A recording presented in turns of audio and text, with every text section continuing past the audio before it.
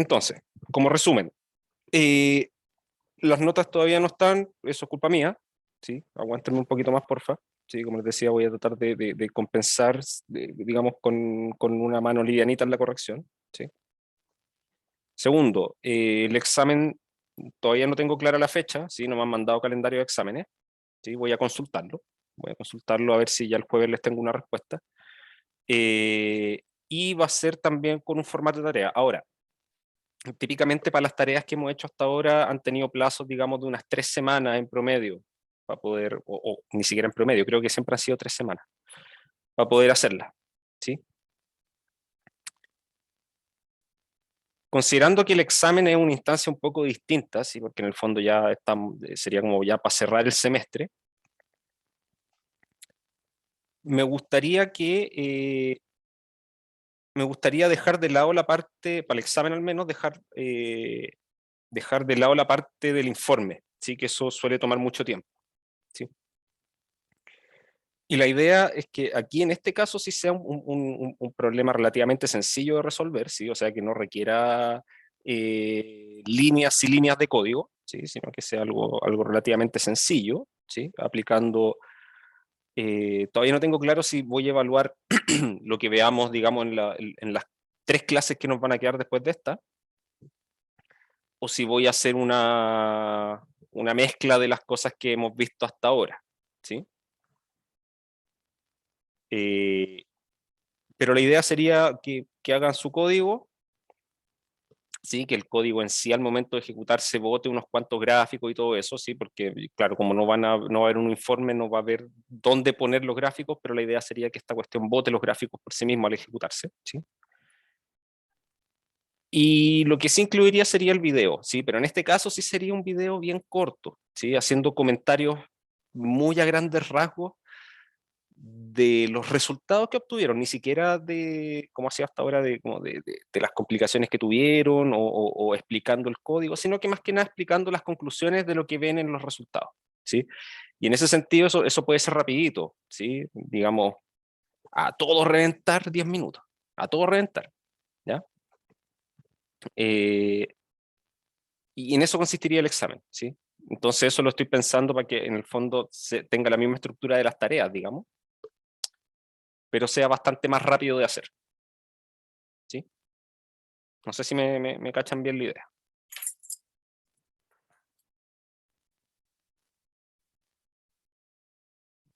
Ok.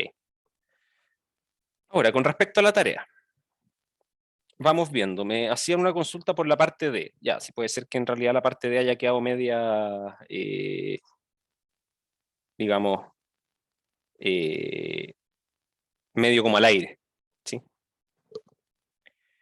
Les pido acá, graficar el lado derecho de la ecuación, ¿sí? Y que eso era una de las preguntas que me hicieron en el Discord. El lado derecho de la ecuación me refiero a esto de acá, ¿sí? A este rho epsilon en t-1, rho epsilon en t-2 y rho epsilon en t-3, ¿sí? Aquí hay que graficarla, cuando pido graficarlo, lo pido graficar en el intervalo donde estamos estudiando la ecuación, ¿sí? Que lo mencioné arriba, que es el intervalo 0,6, creo, o lo digo abajo. No, lo dije abajo. Pero graficarlo hasta t menor o igual a 6, ¿sí? T entre 0 y 6. Esa es la idea, hacer el gráfico ahí en ese intervalo. Y para distintos valores de epsilon, ¿sí? Y distintos valores pequeños, aquí que me refiero con pequeño, menor o igual a 1, ¿sí? La idea es que si ustedes grafican, no sé, por ejemplo, por decir algo, grafican esa función que está acá al lado derecho de la ecuación, ¿sí? En un mismo gráfico la grafican para cuando epsilon vale 1, cuando epsilon vale 1/2 y cuando epsilon vale 1/10, por decir algo, ¿sí? Si lo grafican, si lo ponen en un mismo gráfico, van a ver de qué forma esta función va cambiando, ¿sí? Si quieren, también lo pueden hacer con una animación, ¿sí? Que ir viendo cómo va evolucionando el gráfico en términos de epsilon a medida que voy moviendo epsilon, así como 1, 1/2, 1/3, 1/4, 1/5 y así, y que se vean de forma animada cómo se va moviendo el gráfico. Eso también es una opción válida, ¿sí? Y Lo que se pide analizar acá es de qué manera, dice, se puede relacionar la estructura de esas funciones, o sea, el cómo quedan los gráficos, ¿sí?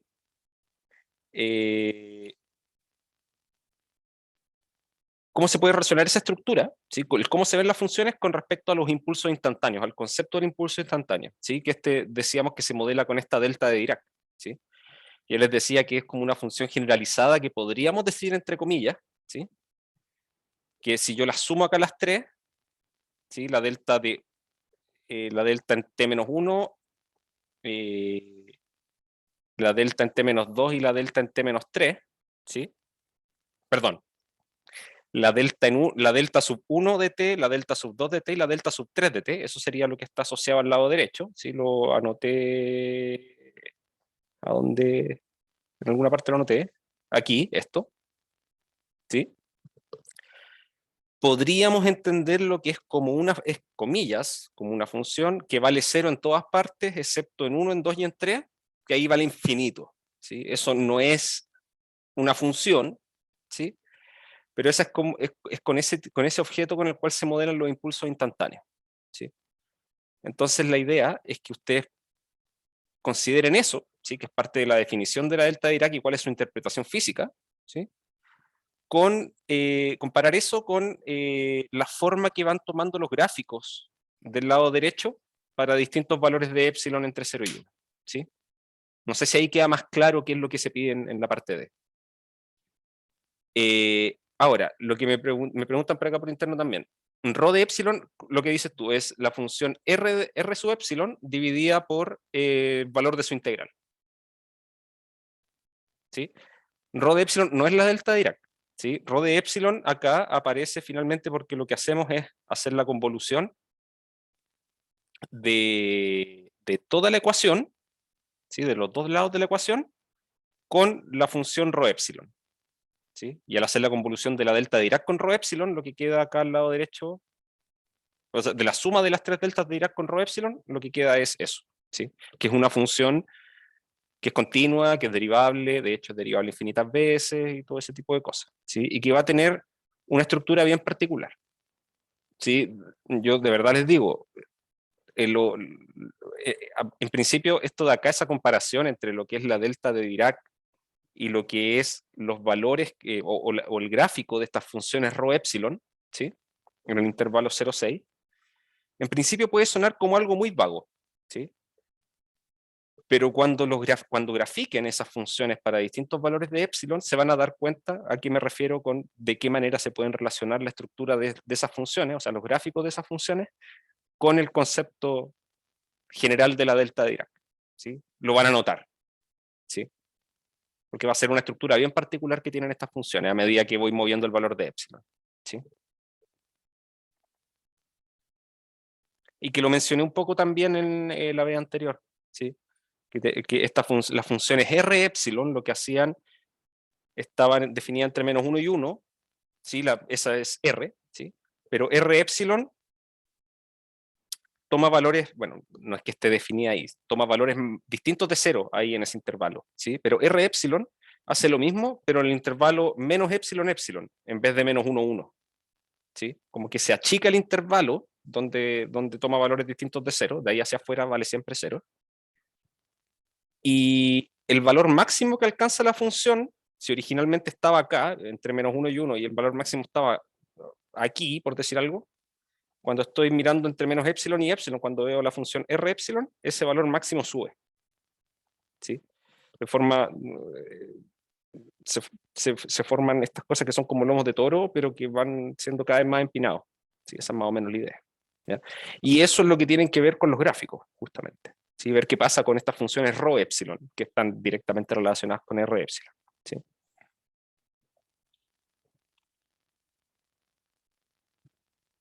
No sé si ahí queda más claro lo que se pide en la parte D.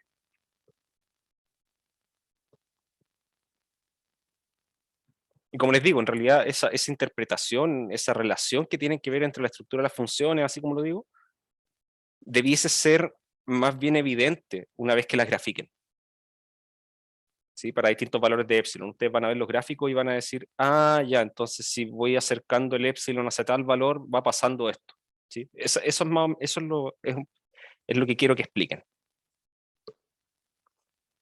En el fondo, cómo van cambiando los gráficos a medida que voy moviendo epsilon.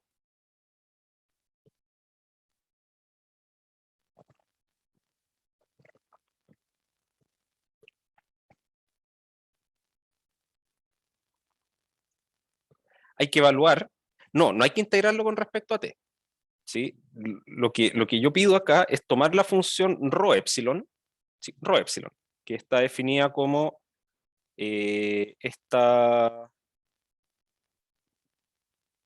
definida como 1 partido en epsilon por r evaluado en x partido epsilon, y todo eso partido por la integral de eso de ahí, ¿sí? Y esa función graficarla, ¿sí? No hay que integrarla, solo graficarla, ¿sí? Así que tomo el intervalo 0,6, lo particiono, evalúo esa función en los distintos puntos y hago el gráfico. Eso. ¿Sí? Es simple, no hay que darle más vuelta a eso. ¿Sí?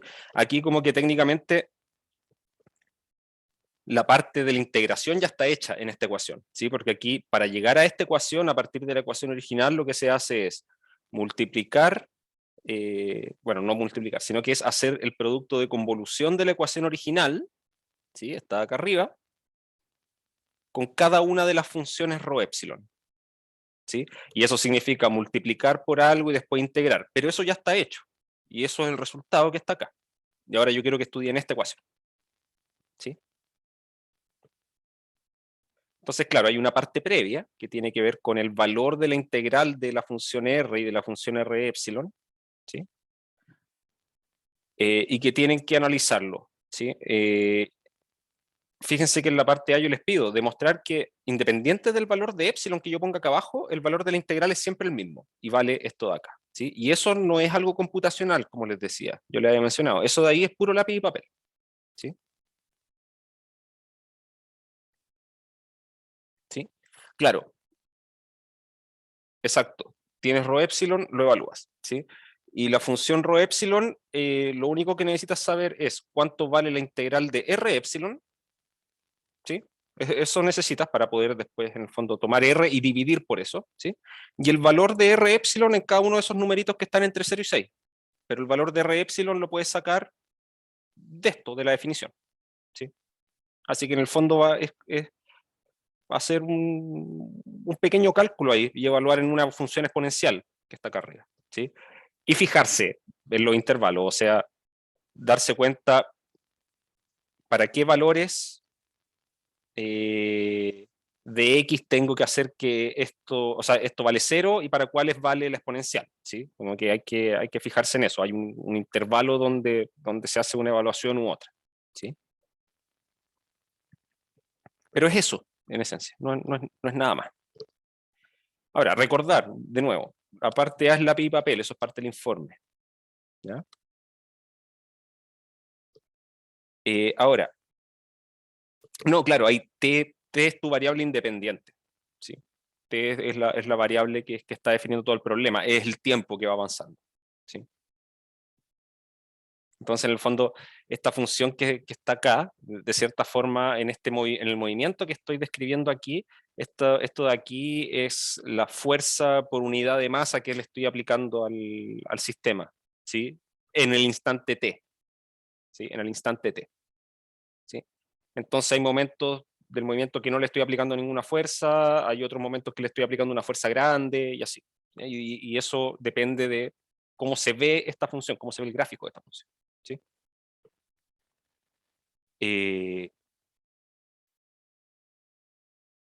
Eso, ¿ya? Entonces recordar, de nuevo, parte A, lápiz y papel, ¿sí?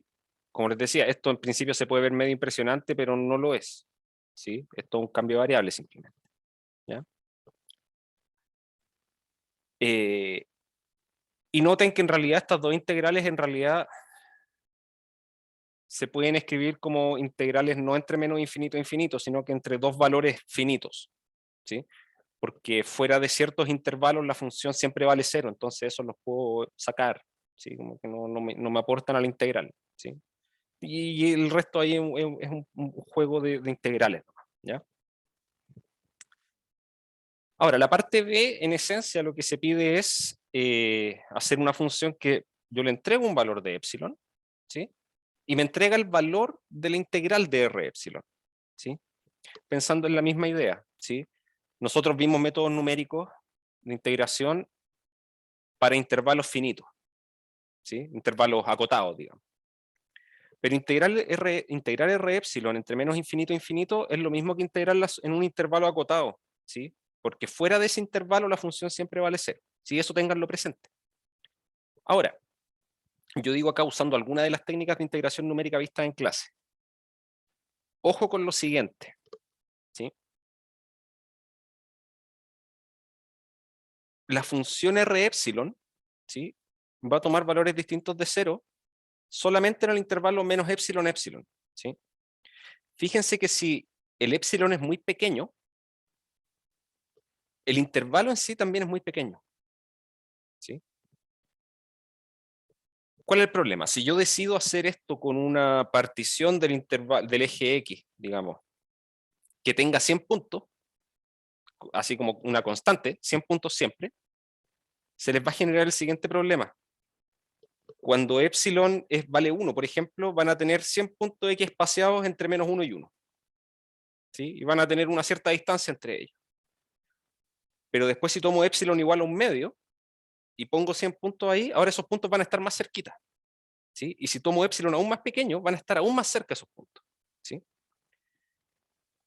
Entonces, tomar un valor fijo para la cantidad de puntos que ocupo, quizás no es la mejor idea. ¿Ya? Ahora, hay varias formas de arreglar eso. ¿Sí? Podría ser que ustedes determinen de alguna forma que a partir del valor de epsilon determinar cuántos puntos van a ocupar, ¿sí? Cosa que mientras más pequeño sea epsilon, digamos que la densidad de puntos sea similar, ¿sí? O decir que, no sé, que la distancia entre dos puntos consecutivos tiene que ser siempre, digamos, 10 a la menos 6, ¿sí? Entonces así me aseguro que si el epsilon es más grande ocupo más puntos, ¿sí? Pero están todos siempre a la misma distancia de 10 a la menos 6, ¿sí? Pero eso también puede tener un problema, porque si después yo tomo epsilon, no sé, igual a 10 a la menos 7, no voy a poder meter una distancia de 10 a la menos 6 ahí, entonces no voy a poder calcular la integral, ¿sí? Ahora, no sé si se acuerdan que hay una forma para calcular integrales sin tener una partición definida previamente. Sí, epsilon interviene en el intervalo, ¿sí? Porque la función R toma valores distintos de 0 entre menos 1 y 1, ¿sí? Y cuando yo trabajo con la función R epsilon, fíjate que lo que tú haces es evaluar R en X partido en epsilon. Entonces, para que X partido en epsilon esté entre menos 1 y 1, eso es lo mismo que X esté entre menos epsilon y epsilon, ¿sí? Por eso epsilon interviene en el intervalo.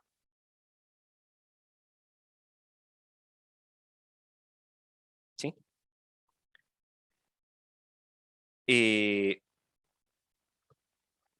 Entonces, como les decía, no sé si recuerdan, a ver si alguien me puede decir sí o no. O si no se acuerdan, díganme que no y punto. ¿Ya? Sí, está bien. Sí, para eso estamos acá, para que conversemos de esto y dar ideas de cómo proceder. ¿Se acuerdan que hay un método que no me exige tener predefinido el tamaño del H, digamos, de la separación entre los puntos de la partición?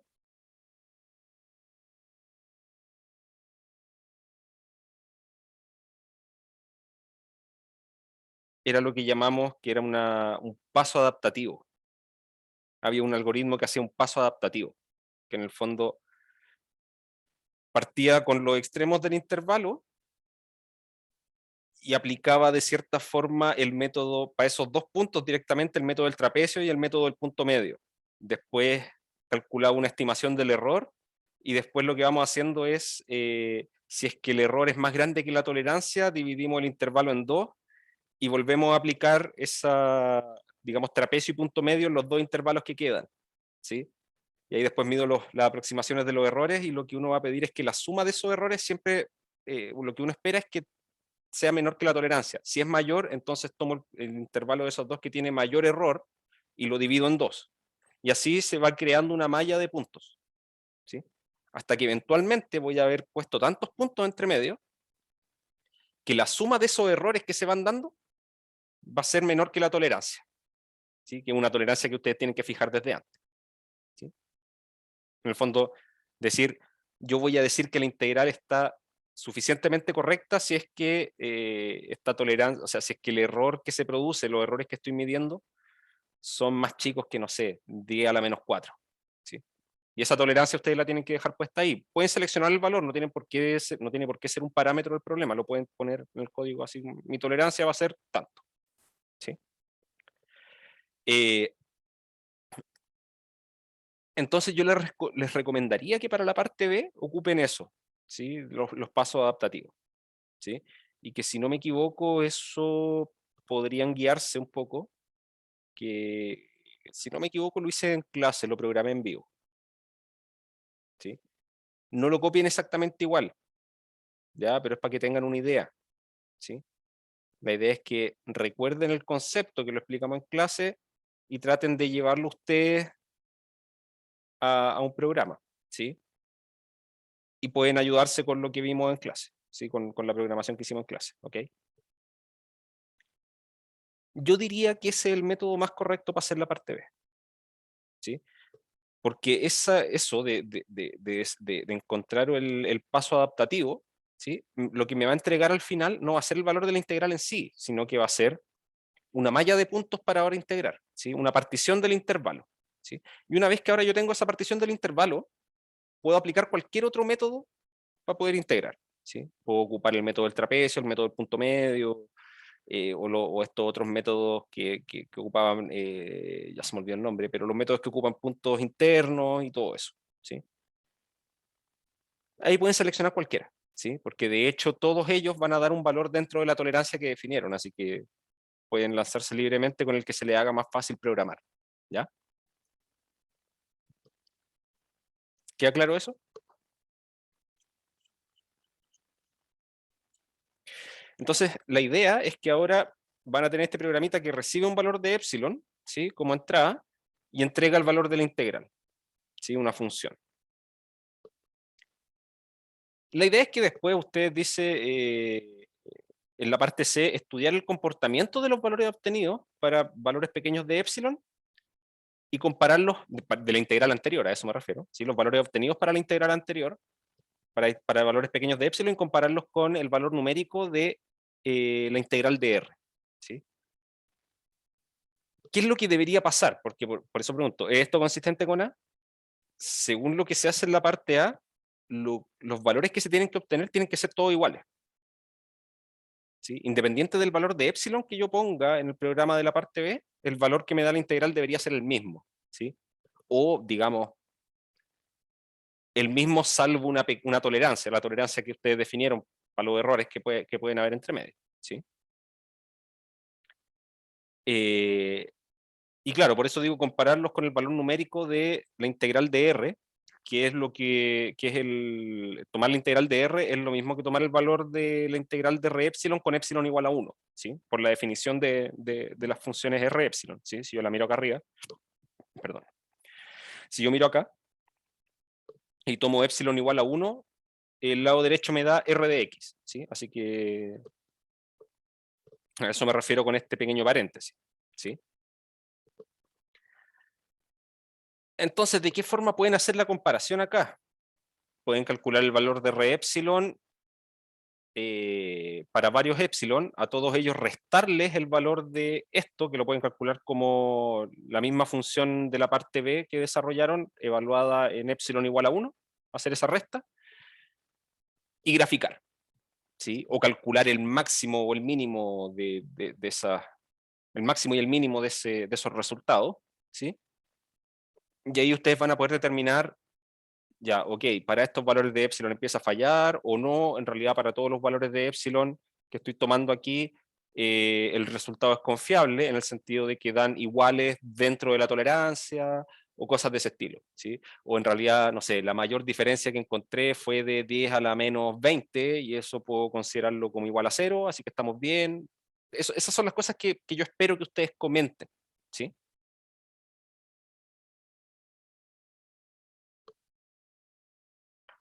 Hasta ahí, ¿estamos ok?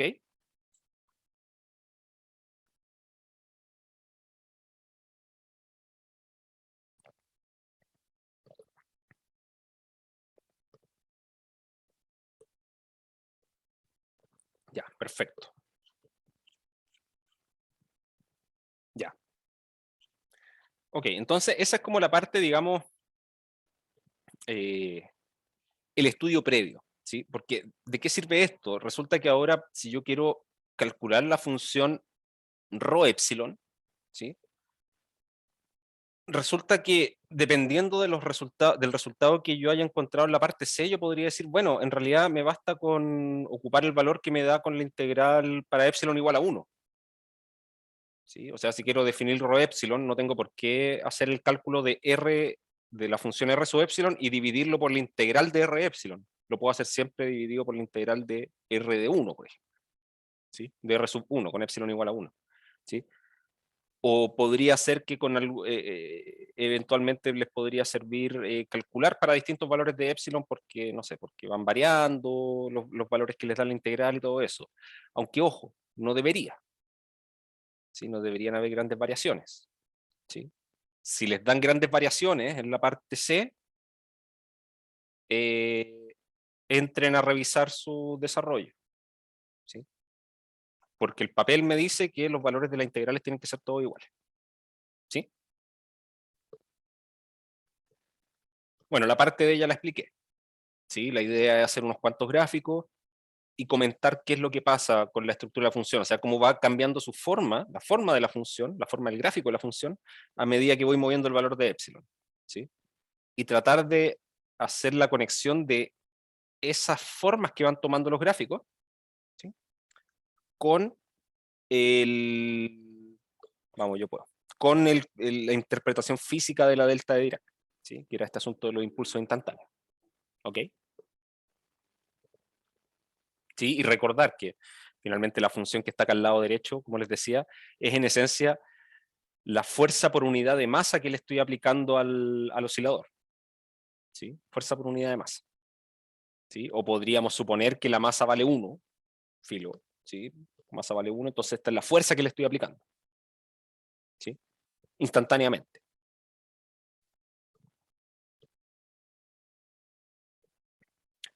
Ahora, en la parte E, ya es donde ya se pide en esencia consolidar todo, ¿sí?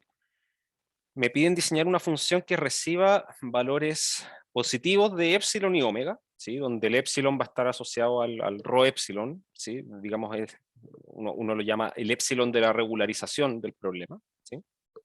Que está asociado a la función regularizante. Y el omega es este valor que yo le había mencionado, que es la frecuencia natural del oscilador, ¿sí? Que es el cuadrado de omega está multiplicando ahí dentro de la ecuación a la función u, ¿sí? Ahí está, el omega está multiplicando ahí. ¿Ya? Eso está relacionado con la frecuencia natural. Y me dicen, y resuelva la ecuación diferencial estudiada, ¿ya? La de arriba, para t menor o igual a 6. ¿Sí? Entonces nos vamos a fijar en el intervalo, no lo mencioné, pero como t se interpreta como un tiempo, cuando digo t menor o igual a 6 me refiero a desde t igual 0 hasta t igual 6. ¿Sí? En ese intervalo quiero ver cómo se mueve el oscilador. ¿Sí? Y dice acá haciendo uso de alguno de los esquemas de diferencias finitas vistos en clase. ¿Sí? Dice, para ello también considere condiciones iniciales U sub epsilon en 0 igual a 0 y U' sub epsilon en 0 también igual a 0. O sea, estoy pensando en que este oscilador, si esto de acá, que es un oscilador que está sujeto a una fuerza, parte del reposo total. ¿Sí? Posición igual 0, velocidad igual 0. ¿Sí? Entonces, en el fondo tengo una masa aquí que está colgando. ¿Sí? No hay gravedad, así está colgando ahí sin ninguna fuerza actuando. Así parte y completamente en reposo. ¿Sí? Y a medida que pasa el tiempo, eventualmente le voy a aplicar alguna fuerza, ¿sí? Según lo que me indica acá al lado derecho. Entonces, por ejemplo, si no le aplico ninguna fuerza hasta t igual a 1/2, bueno, entonces entre 0 y 1/2, esta masa va a estar ahí estática, porque no le estoy aplicando ninguna fuerza. ¿Sí? Esa es más o menos la idea. Y en algún momento le voy a aplicar una fuerza, y la idea es que ustedes estudien cómo se va, o cómo se mueve este oscilador. ¿Sí? ¿Y cómo analizar cómo se va moviendo? Bueno, graficando. ¿Sí? Resuelven la ecuación para epsilon y omega dados, ¿sí? Los que le entregaron ustedes a su función, y que salga el gráfico. ¿Sí? O que salga el valor de la función solución. ¿Sí? Eso también es válido, que salga el valor de la solución. ¿Sí? Los valores que toma la función en un mallado de puntos en el intervalo 0,6. Y después lo que podrían hacer es graficar soluciones distintas. ¿Sí? Por ejemplo, poner en un gráfico las soluciones que salen para distintos valores de epsilon. ¿Sí? Por ejemplo, tomar epsilon igual a 1, 1/2, 1/3, 1/4, 1/5, y graficar esas 5 soluciones en un mismo gráfico, y ver cómo va cambiando, ¿sí? Para un valor de omega fijo. Después hacer un ejercicio similar, tomar un epsilon, no sé, digamos 1 partido 10, y ver cómo cambia la solución a medida que voy moviendo el valor de omega. ¿Sí? Ahora, ojo, eso ahí ya estoy comentando de hecho la parte F. ¿Sí? Estoy diciendo, usando las herramientas desarrolladas, analizar las soluciones obtenidas para distintos valores de epsilon y omega. ¿Sí? Entonces a eso me refiero. ¿Sí? Con lo que se hace en la parte E, yo puedo sacar para un epsilon y un omega, que yo le entrego al programa, me va a entregar los valores de la solución. ¿Sí? Entonces, la idea es que después ustedes van a poder hacer ahí unos cuantos gráficos, comparar los gráficos, tratar de... Y ahí yo les digo, tienen que tratar de darle una interpretación física al movimiento. ¿Sí? Recuerden que esto es una masa que está colgando un resorte. ¿Sí? O podría verlo yo como que una masa que está firmada un resorte horizontalmente y no hay roce y no hay nada. ¿Sí? Y esta fuerza va aplicándose de alguna forma y va a afectar el movimiento de esta masa, y que va a empezar a avanzar y retroceder por efecto de la fuerza del resorte. ¿Sí? Eh, entonces ahí les pido, claro, dice más precisamente, explicar el comportamiento de la solución del problema original en virtud de la estructura de las soluciones aproximadas. ¿Sí? Recuerden que dentro de la introducción del problema, yo les dije que acá en realidad esto no es tan así. ¿Sí? Aquí hay un error, ¿sí? Que se lo había mencionado. En realidad lo que se tiene es que ρ epsilon, ¿sí? Que en realidad es cuando divido la función r epsilon por su integral, ¿sí? Rho epsilon en convolución con f converge a f. ¿Sí? Entonces, en particular acá, estas soluciones u epsilon van a converger a la solución del problema original, ¿sí? Al problema que tiene en el lado derecho las deltas de Dirac. ¿Sí? Entonces, mientras más chico sea el valor de epsilon, más parecida va a ser la solución que voy a sacar a la solución del problema original. ¿Sí? Y ya para epsilon suficientemente pequeño, ustedes pueden decir en realidad ya de aquí en adelante ya la solución no cambia mucho, entonces voy a decir que esta es la solución del problema. ¿Sí? Esos son el tipo de cosas que quiero que analice. Y comentar sobre la aparición de fenómenos de resonancia y o interferencia dependiendo de la frecuencia natural omega. Y ahí quiero hacer una pausa. Déjenme cambiar la pantalla. Para que esa parte quede más clara, tenemos que recordar un poco cuál es la interpretación de ese omega. ¿Sí? Entonces, si yo tengo una ecuación del estilo eso de ahí, ¿sí? Claro, la parte F es ocupar todo lo anterior para sacar las conclusiones. Sí, de hecho, la parte F como que resume en grandes líneas el grueso del informe.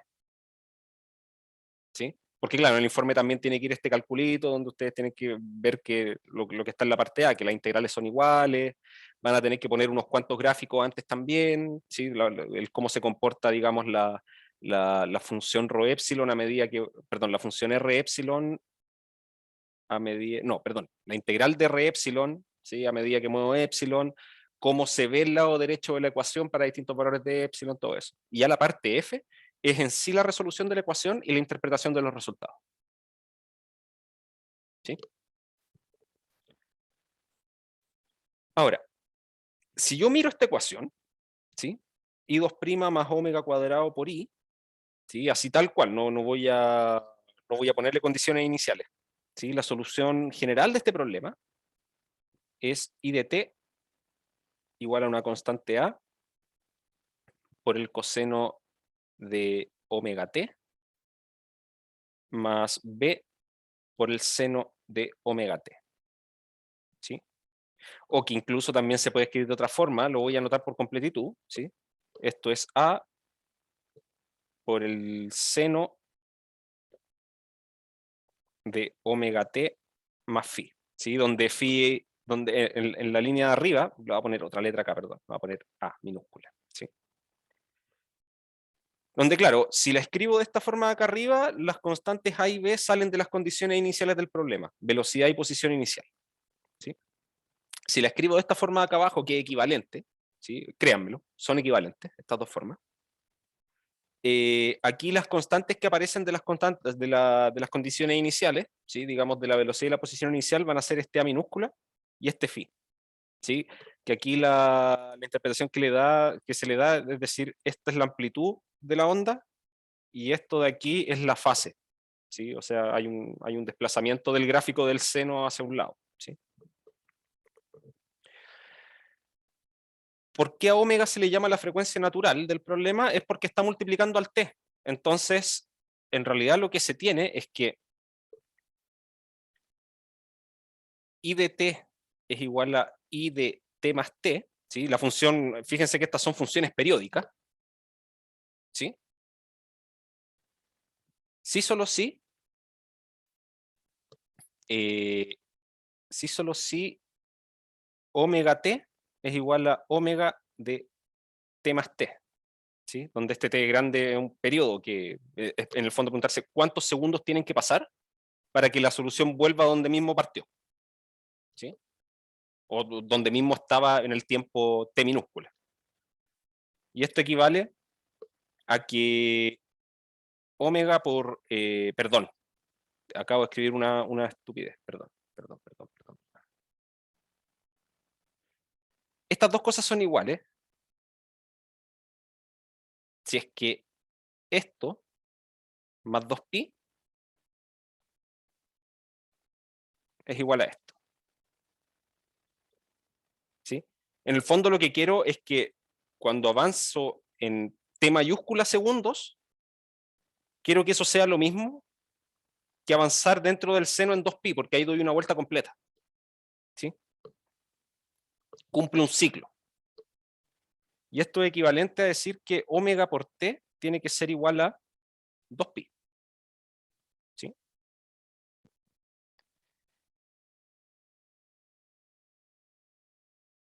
Entonces omega termina siendo igual a 2pi partido t, ¿sí? A esto se le llama frecuencia natural o frecuencia angular del, del problema, ¿sí?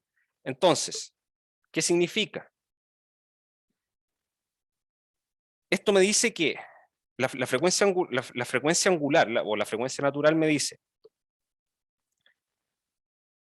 necesito t mayúscula segundos, ¿sí? Para avanzar un ángulo de omega, ¿sí? Entonces, ¿qué significa? Si la frecuencia natural es 1, eso significa que el periodo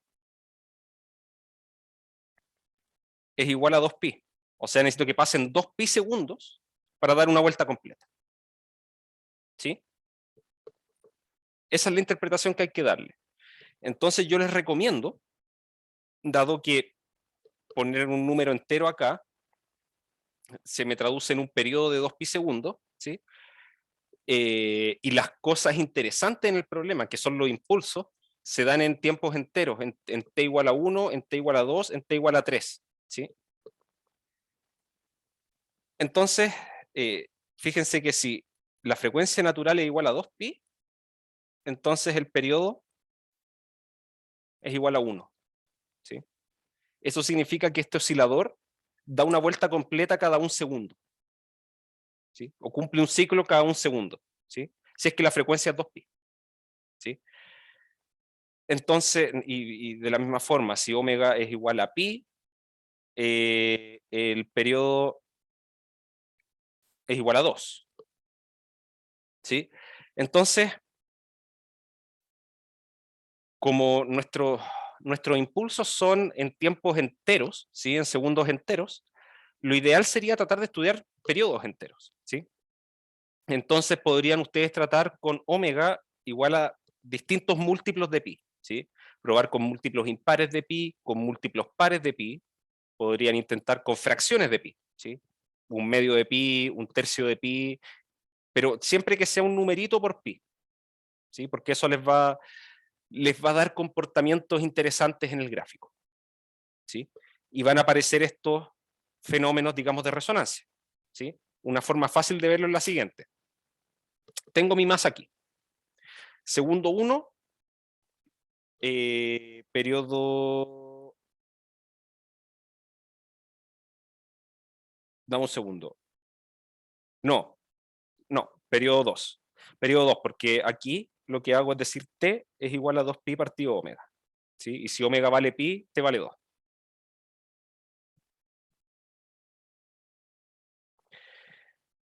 Entonces, si yo tengo mi masa aquí, segundo 1, le pego un impulso, eso le va a dar una velocidad, y esta cuestión va a empezar a oscilar como si hubiese partido desde siempre con esa velocidad que se le imprimió, ¿sí? Y esa cuestión va a estar oscilando. Entonces, fíjense, si yo le doy el impulso acá en el tiempo t igual a 1, esta cuestión avanza, y voy a suponer que el periodo de esto es de un segundo, ¿sí? Eso significa que en un segundo va a cumplir un ciclo completo, ¿sí? Entonces, le pego el primer impulso, sube, baja, y cuando pase un segundo completo, va a estar en la misma posición donde partió, pero ahora ya no va a estar con velocidad cero, sino que va a estar con la velocidad que le di antes. Entonces, aquí va a llegar el segundo impulso, ¿sí? ¿Y qué pasa? ¿Qué creen ustedes que va a pasar si le doy ese segundo impulso ahora que ya venía con una velocidad hacia arriba? ¿Qué va a pasar con la amplitud del movimiento?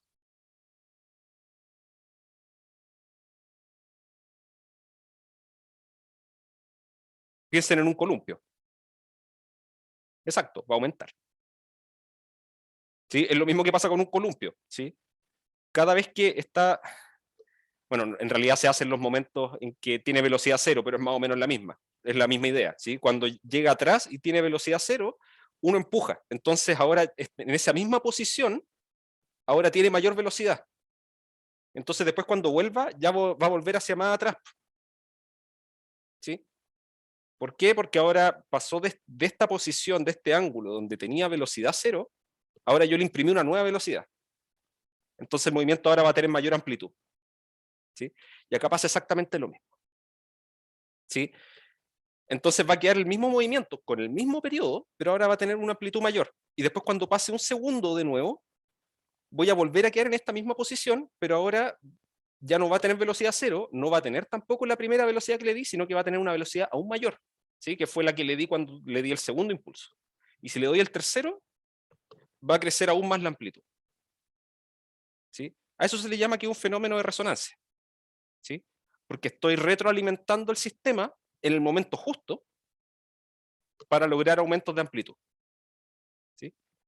Y eso va a pasar para distintos valores del periodo, ¿sí? Y que van a ser distintos valores, distintos múltiplos de pi, ¿sí? Se puede dar el efecto contrario. Supongamos que mi péndulo tiene, digamos, un periodo de 2 segundos, ¿sí? Perdón, no mi péndulo, mi oscilador, ¿sí? Entonces parte quieto, le doy un impulso, eso le va a dar una velocidad, ¿sí? Y resulta que como esto tiene 2 segundos de periodo, significa que en un segundo, cuando va a llegar el segundo impulso, ¿dónde va a estar?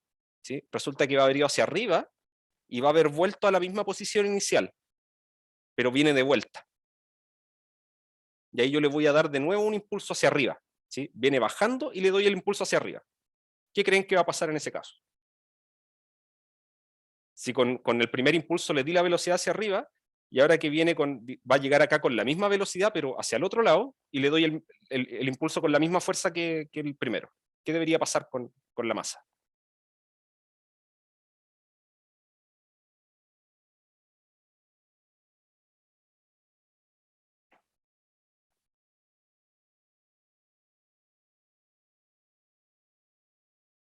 ¿Alguna idea?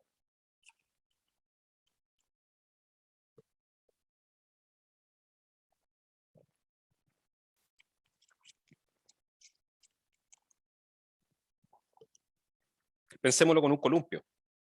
Tengo a la persona sentada delante mío en el columpio y le doy un empujón con cierta fuerza. Eso va a hacer que avance y cuando venga volviendo, yo voy a poner los brazos firmes y le voy a poner la misma fuerza que le puse al principio. ¿Qué va a pasar?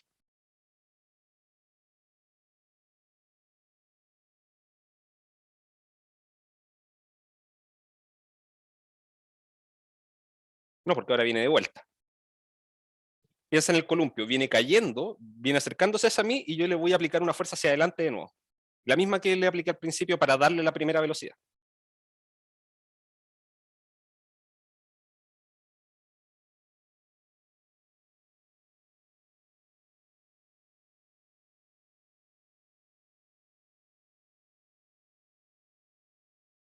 No, es la misma posición, ¿sí? Porque si el periodo es de 2 segundos, yo le di el primer impulso y en un segundo da medio ciclo, o sea, subió y bajó y volvió a la misma posición donde estaba. La única diferencia es que ahora ya no, a diferencia del primer impulso, ¿sí?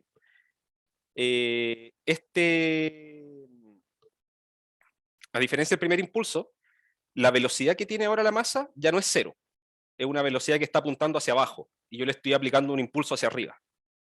Claro, cambia el sentido de la aceleración y en el fondo, claro, esta cuestión viene con velocidad hacia abajo y le voy a imprimir una aceleración hacia arriba. O sea, le voy a imprimir una velocidad hacia arriba. Y esa velocidad va a ser exactamente la misma que le imprimí al principio. Entonces, si al principio yo le puse al pegarle quedó con una velocidad de cero instantáneamente ahí, después cuando viene de vuelta y llega al punto inicial, viene con velocidad menos v0. Y le voy a pegar para darle una velocidad v0 hacia arriba. Y esas dos se van a anular. O sea, el oscilador se detiene instantáneamente.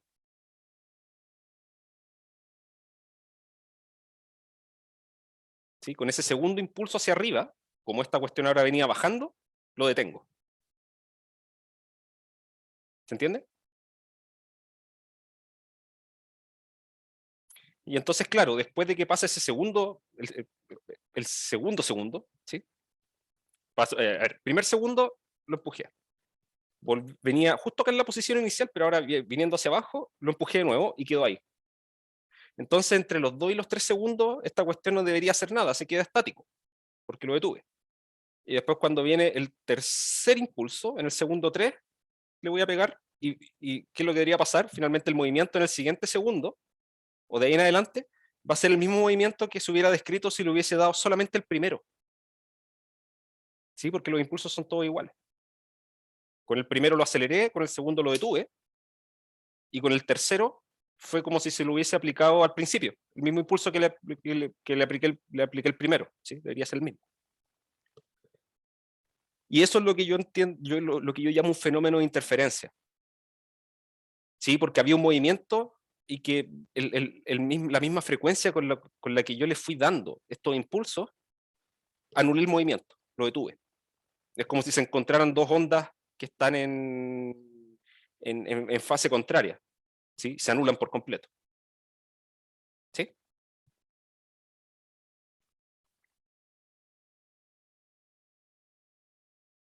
Esa es la idea del problema. Esa es la idea de todo el problema. No es nada más que eso. ¿Ya?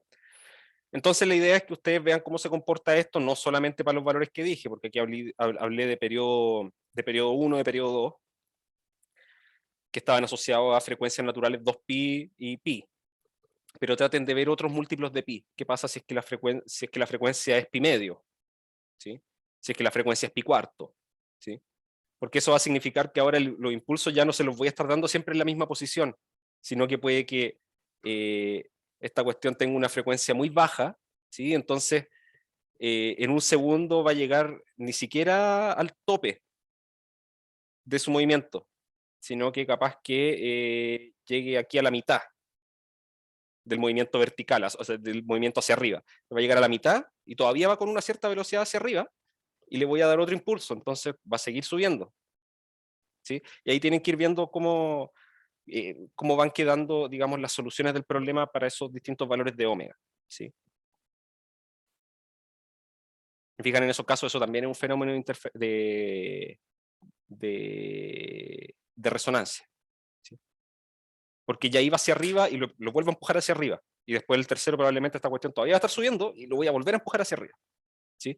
Entonces, eso va a ir aumentando sucesivamente la amplitud del oscilador, ¿sí?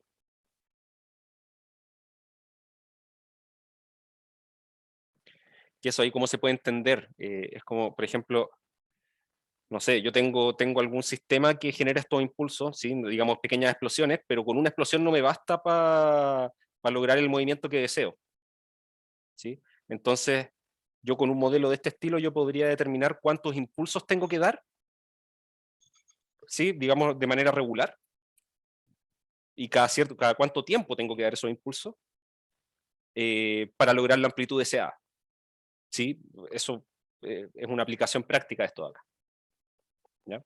No voy a entrar más en detalle, así como no quise preguntarles algo de ese estilo, o sea, no quise ponerlo en un contexto así que se necesita hacer esto y se necesita determinar esto de acá, porque eso de verdad le da más, una complejidad un poco mayor al problema. Pero esa es una aplicación de esto, ¿sí? O sea, por ejemplo, si yo me doy cuenta que con un puro impulso le doy una amplitud de 1, por decir algo, y yo digo, pucha, no me sirve, ¿sabes? Que yo necesito darle una amplitud de 3. Entonces lo que voy a hacer es miro cuánto es la frecuencia natural y trato de ver cada cuánto tiempo tengo que darle impulsos y cuántos tengo que darle, con el objetivo de que la amplitud del movimiento que tengo sea mayor o igual a 3, por decir algo, ¿sí? Entonces con eso resolvería mi problema en esencia, ¿sí? E incluso podría ir un poco más allá y hacerlo exactamente igual a 3 la amplitud, y eso se puede hacer, ¿sí? Pero eso ya, digamos, es una aplicación práctica de esto acá, pero no es algo que se vaya, o que se esté preguntando, digamos, ¿ya? Ok.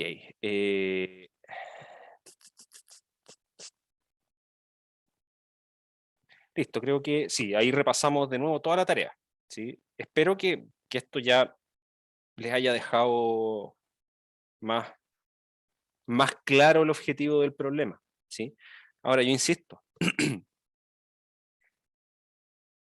en la práctica yo podría haberles tirado esto, digamos, desde aquí en adelante, o sea, yo podría haberle puesto los problemas tal cual están acá, ¿sí? O sea, decirles, vamos a estudiar la ecuación tanto, ¿sí? Donde las funciones rho epsilon son estas de acá, ¿sí? Y yo les podría haber pedido que hicieran las partes de ahí en adelante, ¿sí? Y podrían haberla hecho sin ningún problema, ¿sí? O sea, todo el contexto anterior, digamos, en términos del desarrollo, no son necesarias, ¿sí? Pero sí son necesarias para la interpretación de los resultados, ¿sí? Entonces, o más que nada para poner en contexto el problema, o sea, para que no se vea como que es que estoy inventando una cuestión para evaluar integración y resolución de ecuaciones diferenciales porque tengo que evaluarla, ¿sí? Y estoy mezclando unas cuestiones raras que para qué las estoy haciendo. No, esta cuestión tiene aplicaciones, ¿sí? Las aplicaciones se las he estado mencionando a medida que he estado hablando acá ahora y se justifican con todas las cosas que están en la introducción, ¿sí? Más que nada para ponernos en un contexto y que quede claro que estas cosas sirven, ¿sí? Y se ocupan bastante, ¿sí? De hecho, los que se vayan a ingeniería mecánica probablemente, no sé si en la universidad, pero eventualmente van a trabajar con muchas simulaciones, ¿sí?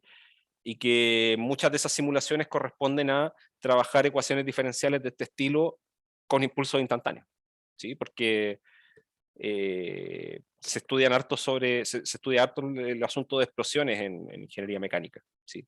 De hecho, los mismos motores de combustión interna, o los motores en general, sí, hay muchos que funcionan con principios explosivos y, y se modelan en esencia como esto, ¿sí? Digamos, el lado izquierdo, digamos, el lado de acá de la ecuación es un poco distinto, pero es más o menos la misma idea, ¿sí? Eso, y fenómenos geológicos también en general también suelen aparecer este tipo de cosas, son conceptos que son útiles, ¿sí? No son antojadizos, ¿ya? Ok, ¿alguna otra consulta?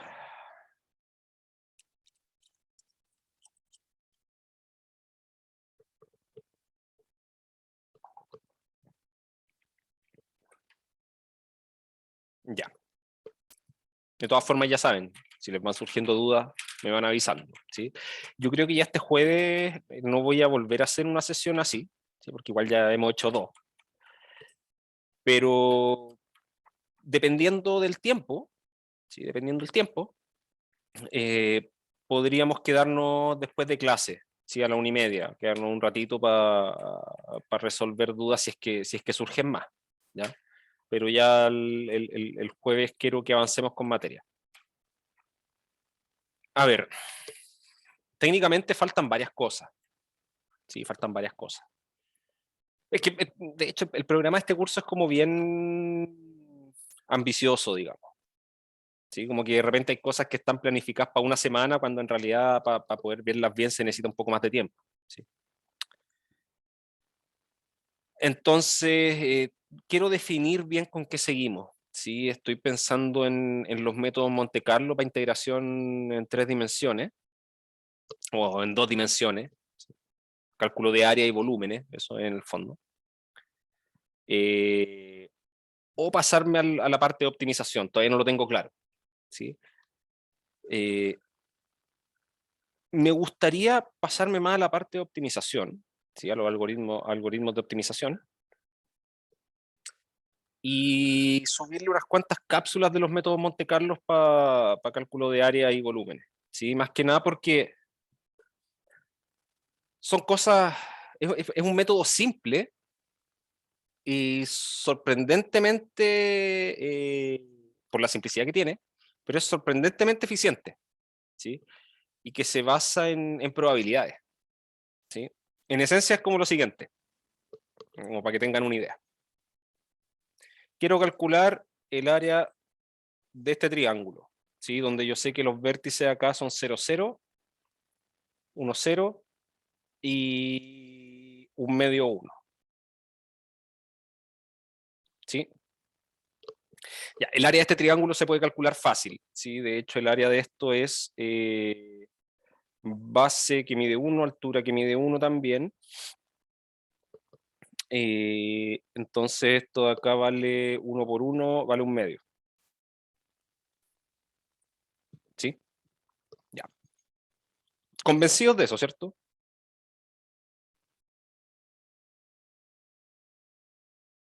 Base por altura partido 2, esa es el área de ese triángulo. No me voy a complicar más. ¿Qué me dicen los métodos Monte Carlo para el cálculo de áreas y volúmenes? Yo lo que voy a hacer, voy a armarme un rectángulo, ¿sí? Que me contenga este triángulo, ¿sí? No, aquí lo hice justito, ¿sí? Pero puede ser más grande, no hay problema, ¿ya? Y lo que voy a hacer, voy a generar puntos aleatorios en este cuadrado, ¿sí? Y eso lo puedo hacer con las funciones de generación de valores aleatorios en cualquier lenguaje de programación, ¿sí? Entonces genero puntos aleatorios, ¿sí? Digamos, por decir algo, por ejemplo, voy a tomar 100 puntos aleatorios.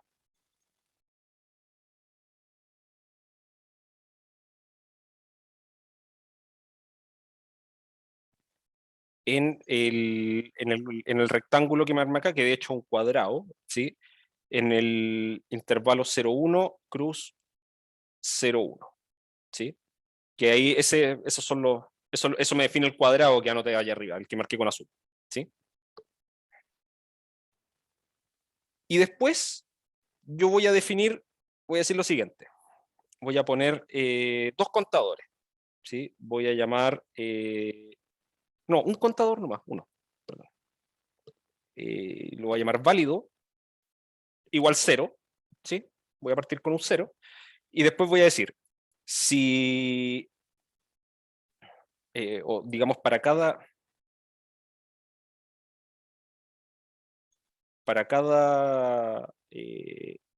XY aleatorio que cree, aleatorio de los 100 que tengo, ¿sí? ¿Sí? Para cada uno de esos puntos aleatorios que genere, lo que voy a hacer es lo siguiente. Si X, Y está dentro del triángulo,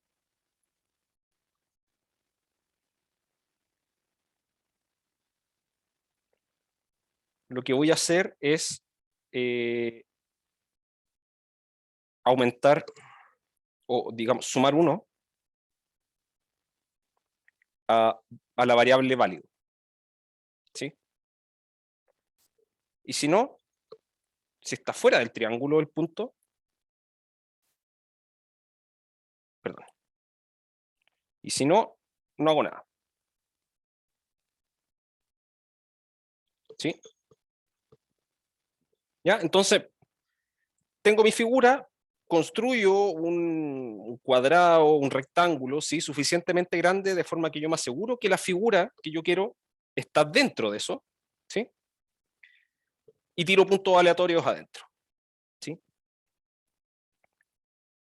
Después de eso, de esos que puse, que aquí le puse 100, pero pueden ser una cantidad, no sé, pueden ser 200, 500, los que ustedes quieran, ¿sí? La gracia es que mientras más puntos sean, mejor es la aproximación del área, ¿sí?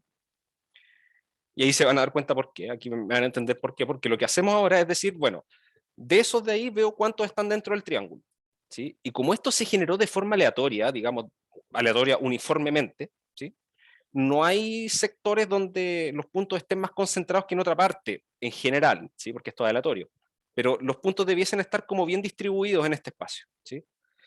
Entonces lo que voy a decir al final es que el área es aproximadamente la cantidad de puntos dentro del triángulo dividido por el total de puntos. En el fondo saco esa proporción, ¿sí? Por el área del rectángulo, ¿sí? Tiro los puntos hacia el azar, veo cuántos quedaron dentro, y la proporción de puntos que quedaron dentro multiplicado por el área del rectángulo grande va a ser el área del triángulo, o va a ser una aproximación del área del triángulo, ¿sí? Ahora, como esto se basa en métodos aleatorios y todo eso, ¿sí? Lo que se suele hacer es, una vez seleccionada la cantidad de puntos que yo quiero poner, ¿sí? No lo hago una vez, lo hago unas cuantas veces, ¿sí? Unas 20 veces, por ejemplo, ¿sí? Y después los resultados de área que me dan los promedios, ¿sí? Y eso por la ley de los grandes números me dice que es una aproximación confiable del área, ¿sí? En el fondo estoy tomando la proporción de puntos que quedan dentro de la figura y lo multiplico por el área de la figura más grande que yo le puedo calcular su área a mano, ¿sí? Y eso es, ¿sí? En el caso de esto que era un triángulo, y esto que era un cuadrado de 1 por 1, si yo tiro los puntos aleatorios, ¿sí? Como yo sé que en realidad el área de este triángulo es la mitad del área del cuadrado que está acá, ¿sí? Lo que uno esperaría es que si estos puntos están bien distribuidos, aproximadamente la mitad quedan dentro y aproximadamente la mitad quedan fuera, ¿sí? ¿Se convencen de eso, no?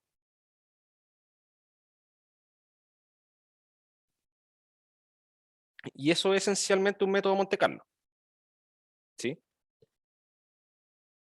Por eso, siento que es algo simple de desarrollar y por lo mismo lo quiero dejar para una cápsula, ¿sí? Porque ahí puedo hacer un video cortito explicando y después otro video programándolo de alguna forma, ¿sí? Eh, y en 3 dimensiones es exactamente la misma idea, ¿sí? O sea, si tengo un cuerpo tridimensional, lo que voy a hacer es construirme un paralelepípedo suficientemente grande que lo contenga, ¿sí? Y tiro puntos aleatorios en R3, en ese sector, ¿sí? Después veo cuántos quedan dentro de la figura, cuántos quedan, bueno, no, los que quedan fuera me da lo mismo, ¿sí? Cuento cuántos quedan dentro, lo divido por el total y multiplico por el volumen de esta cajita grande, que se lo puedo calcular como la multiplicación de 3 números. Y listo, eso me va a dar una aproximación del volumen, ¿sí? Es exactamente la misma idea, pero, perdón, lleva a una dimensión más allá, ¿sí? Entonces, claro, esto es una de las cosas, sí, que nos queda pendiente, y que esto que dije acá es básicamente lo mismo que voy a decir en la cápsula, si no, no hay mucho más que decir, ¿sí? Pero lo voy a desarrollar con un par de ejemplos, ¿sí? Porque en la aplicación de esto, lo que suele ser más complicado ya es un trabajo que hay que hacer con papel y lápiz, que es parametrizar la figura que quiero, a la cual le quiero calcular el área o el volumen, ¿sí? Necesito una forma fácil, que pueda meter fácil al programa, para determinar si un punto está dentro de la figura o no, ¿sí? Y para eso es necesario parametrizar, ¿sí? En el fondo poner condiciones, en el fondo desarrollar con papel y lápiz, desarrollar un set de condiciones, es decir, el punto está dentro de la figura, sí solo si se cumplen estas condiciones de acá, ¿sí? Y después lo que hago es, para cada punto, chequear esas condiciones en el computador. Y si es que las cumple todas, cuento el punto, y si no, no lo cuento, ¿sí? Y eso, ¿sí? Eso es un método de Monte Carlo. Sí, la nota de exención es un 5, sí. Y lo confirmo, el examen reemplaza automáticamente la peor nota de las tareas.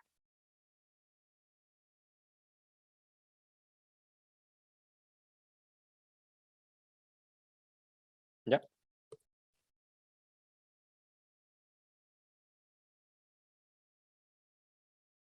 Ok, entonces yo creo que, como les decía, yo creo que el jueves, más las 2 clases que nos quedan, vamos a ver algunas cosas de métodos numéricos para aplicar en optimización, ¿sí?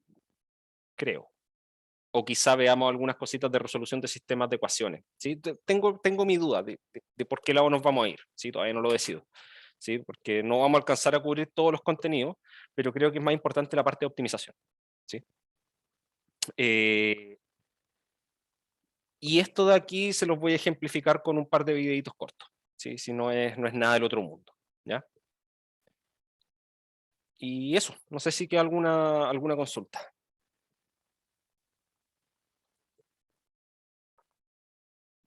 ¿El profe? Dime. ¿Se podría quedar un ratito más después porque le tengo que hacer un par de preguntas? Si Ok, puede. sí, no hay problema. Gracias.